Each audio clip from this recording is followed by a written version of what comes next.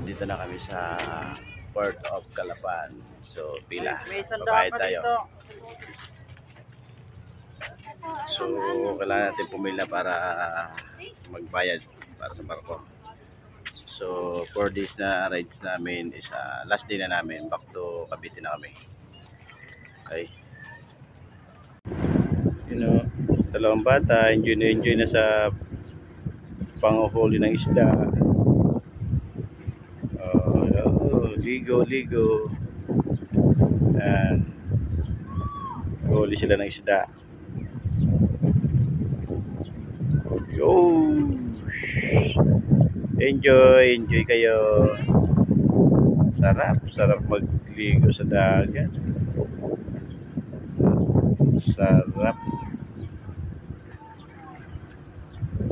Okay. Sarap naman ang ginagawa nyo.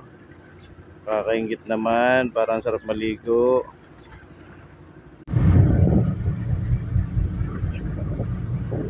Sabihin na.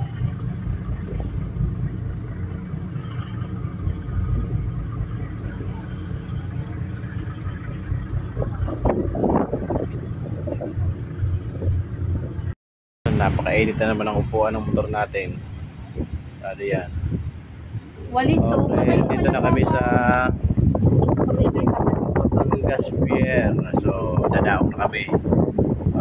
Malapit na matapos ang aming Mindoro log.